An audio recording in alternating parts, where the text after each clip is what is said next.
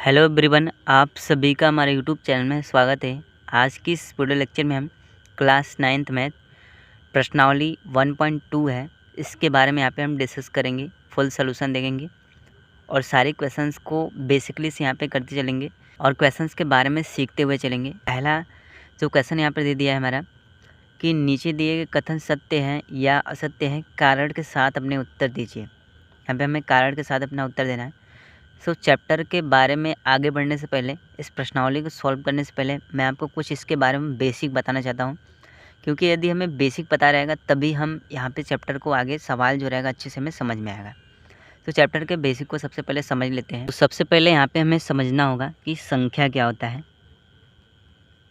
जो संख्या होता है हमारा, ये दो टाइप का होता है, दो प्रकार का जो संख्या होता है। पहला जो हमारा संख्या होता है वो वास्तविक संख्या के अंतर्गत आता है, वास्तविक संख्या। और दूसरा जो होता है वो होता है काल्पनिक संख्या।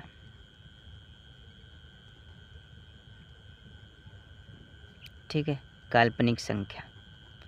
काल्पनिक संख्या के बारे में अभी तो हमें पढ़ना नहीं है, क्योंकि ये ना तो 10th में पढ़ना है ना तो 9th में।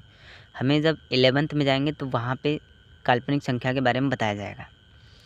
अब जो यहाँ पे देखेंगे, जो वास्तविक संख्या होती है वो दो प्रकार की होती हैं। ठीक है, इन सारी चीज़ों को समझते हुए चलेंगे तो चैप्टर हमारे लिए बहुत ज़्यादा आसान हो जाएगा। पहला होता है वो होता है परिमेय संख्या। पहला होता है परिमेय संख्या और दूसरा होता है अपरिमेय संख्या। ठीक है, इस तरह से। अब यहाँ पे हम समझ लेते हैं कि परिमेय और अपरिमेय संख्या क्या होता है।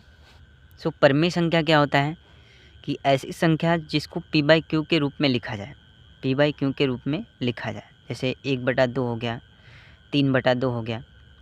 ठीक है, जो रूट से बाहर आ जाता है उसको हम परिमेय संख्या बोलते हैं। अब यहाँ पे हमारा क्वेश्चन क्या बोल रहा है कि प्रत्येक अपरिमेय संख्या एक वास्तविक संख्या होती है। ठीक है, ये हमारा पहला क्वेश्चन, यहाँ पे पहला पॉइंट पूछ रहा है कि प्रत्येक अपरिमेय संख्या एक वास्तविक संख्या होती है। जो वास्तविक संख्या होती है, वास्तविक संख्या वो दो तरह से होती है। मैंने आपको पहले यहाँ पे डिक्लेयर कर दिया था, पहले ही बता दिया था कि एक परिमेय होती है और एक अपरिमेय होती है। तो ये हमारा क्वेश्चन पूछ रहा था कि प्रत्येक अपरिमेय संख्या एक वास्तविक संख्या होती है, तो अपरिमेय संख्या वास्तविक संख्या की कैटेगरी में आएगी नहीं। इस तरह से ये जो हमारा कथन होगा वो क्या हो जाएगा, ये सत्य हो जाएगा। इस कथन को हम यहाँ पे हम सत्य कर देंगे। अब दूसरे पॉइंट की तरफ चलते हैं। दूसरे पॉइंट में दे दिया है संख्या रेखा का प्रत्येक बिंदु √m के रूप का होता है, जहाँ m एक प्राकृतिक संख्या है। ठीक है, m एक प्राकृतिक संख्या बोल रहा है, यानी संख्या रेखा पे अगर √m का रूप का कोई भी संख्या आता है तो क्या वो एक प्राकृतिक संख्या है, इसके बारे में आपको बताना है। तो यहाँ पे इसको हम सॉल्व करते हैं। अब इसके लिए यहाँ पे देखिए हमें क्या करना होगा।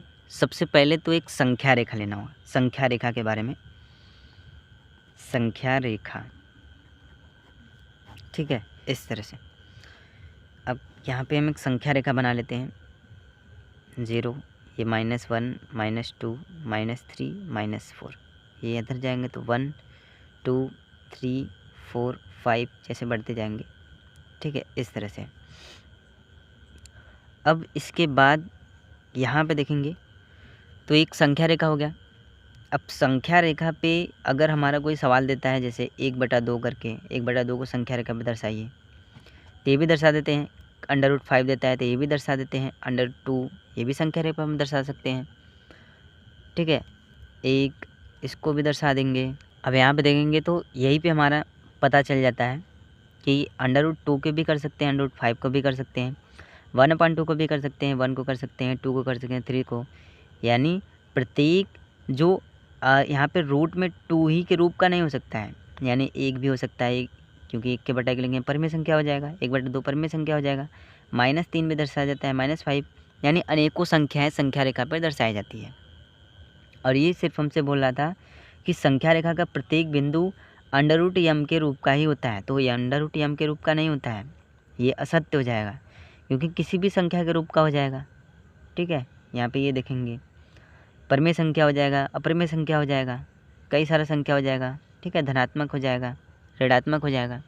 इस तरह से ये भी हमारा क्या हो जाएगा, स्टेज असत्य हो जाएगा।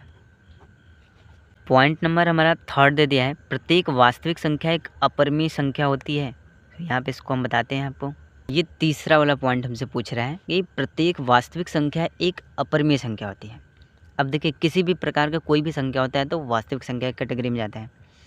जैसे अगर 2 देखेंगे, 3 देखेंगे, 5, ये सारा वास्तविक संख्या है। और 2 के बटे 1 लिख सकते हैं, 3 के बटे 1 लिख सकते हैं, 5 के बटे 1 लिख सकते हैं। अब 2 के बटा 1 लिख देंगे, 3 के बटा 1 ऐसा रहेगा तो ये p/q के फॉर्म में हो जाएगा। अब p/q के फॉर्म में होता है तो परिमेय संख्या की कैटेगरी में आता है, ये परिमेय संख्या हो जाएगा। ठीक है, इस तरह से। अच्छा, वास्तविक संख्या परिमेय संख्या में चेंज हो रहा है और यहाँ पे कह रहा है कि प्रत्येक वास्तविक संख्या, यानी ये वास्तविक संख्या अपरिमेय संख्या होती है, ऐसा तो नहीं है, क्योंकि प्रत्येक वास्तविक संख्या परिमेय भी होता है, अपरिमेय केवल नहीं होता है।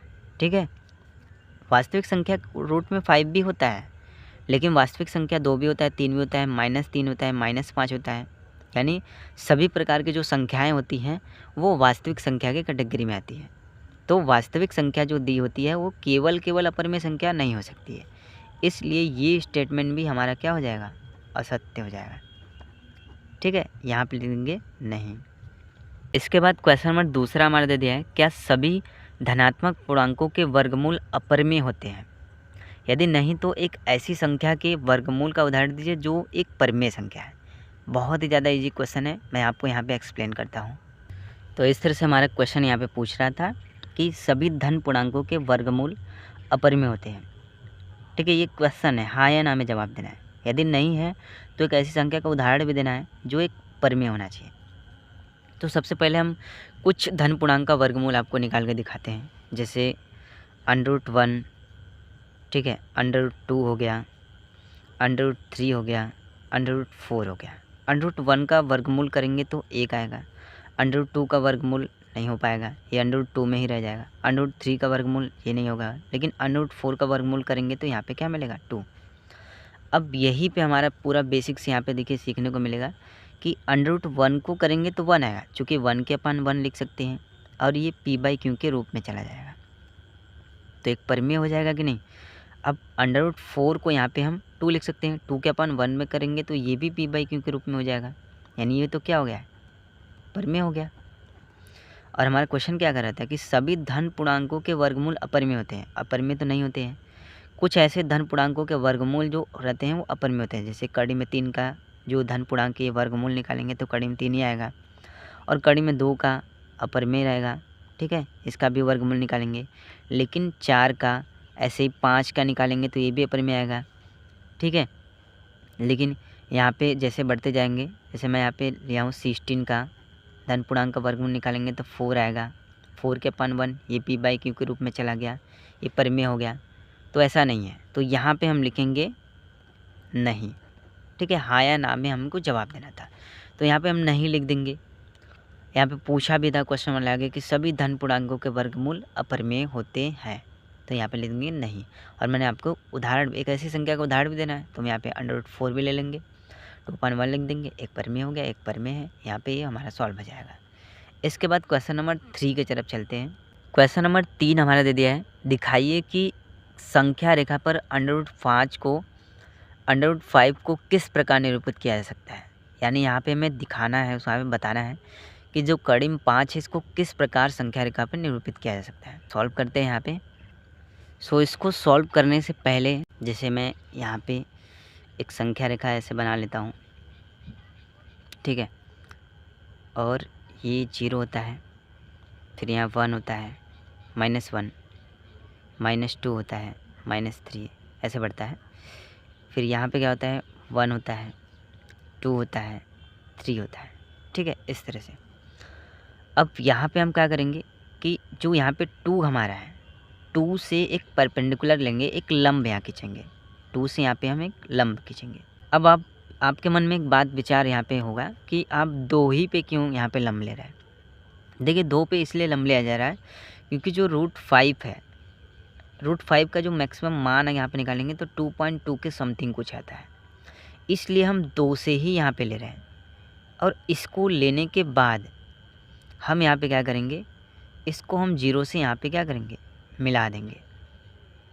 ठीक है, 0 से मिलाएंगे तो ये जो है यहाँ से लेके यहाँ तक √5 के रेंज में आएगा, यानी ये इसका हाइट हो जाएगा, ये इसका कर्ड हो जाएगा। ठीक है, अब इसके बाद ये जो इसका लंब होगा वो हमको पता करना है कि वो कितना होगा।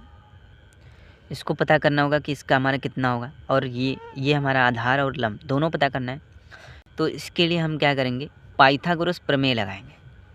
तो यहाँ पे लिखेंगे, बहुत ही इजी मेथड मैं आपको बता रहा हूँ। यहाँ पे लिखेंगे पाइथागोरस प्रमेय से, पाइथागोरस प्रमेय से। देखिए पाइथागोरस जो प्रमेय होता है वो होता है कड़ का स्क्वायर, ये कड़ लिखा है, बराबर लंब का स्क्वायर प्लस के आधार का स्क्वायर होता है। अब कड़ का स्क्वायर के बराबर, ठीक है, तो कड़ के स्क्वायर के बराबर यहाँ पे हमारा क्या हो जाएगा, जो हमारा लंब होगा। अब यहाँ पे जो रूट में 5 दिया था, ठीक है, क्योंकि देखिए कड़ के स्क्वायर के बराबर हम यहाँ पे लिखेंगे, क्योंकि ये कड़ के स्क्वायर रूट में 5 दिया है, तो रूट में 5 को हम लिख सकते हैं 1 + 4। अब इनमें से कोई एक हमारा क्या होगा, लंब होगा, और इनमें से कोई एक हमारा आधार होगा। इसको सबसे पहले ऐसे कर लेते हैं। अब इनमें से कोई हमारा एक लंब होगा और इनमें से कोई एक हमारा आधार होगा। तो इसको सबसे पहले हम इस तरह से कर लेते हैं। ये हो जाएगा कड़ के स्क्वायर के बराबर, इसको कर सकते हैं 1 + 2 का स्क्वायर। ठीक है, 2 दूनी 4 1 5 आ जाएगा। अब 1 यहाँ पे जो ये हमारा दिया है इसको हम मान लेते हैं ये लंब है, और जो 2 है ये हमारा आधार है। मैं आपको अभी फ़ोटो में भी क्लियर कर रहा हूँ। जैसे देखिए यहाँ से लेके यहाँ तक ये 2 तक गया, तो यहाँ से लेके यहाँ तक की इसकी जो लंबाई हुई ये 2 हुई, यानी ये आधार में आ गया। और यहाँ से कुछ देखेंगे तो समथिंग ये 1 के रेंज में आ रहा है, यानी ये लंब क्या हो जाएगा, 1 हो जाएगा। अब इसको हम सॉल्व करेंगे, ठीक है, तो हमारा क्या मिलेगा, जैसे कड़ के स्क्वायर के बराबर 1 + 2 का स्क्वायर करेंगे तो 4, ठीक है। और फिर उसके बाद कड़ के स्क्वायर के बराबर क्या हो जाएगा, रूट में 5, ठीक है, रूट में 5 हो जाएगा। तो इस तरह से हम यहाँ पे √5 को संख्या रेखा पर निरूपित कर सकते हैं। तो वीडियो पसंद आए तो वीडियो को लाइक कर दीजिएगा, साथ ही हमारे चैनल पर नए चैनल को सब्सक्राइब कर दीजिएगा। Very very thank you.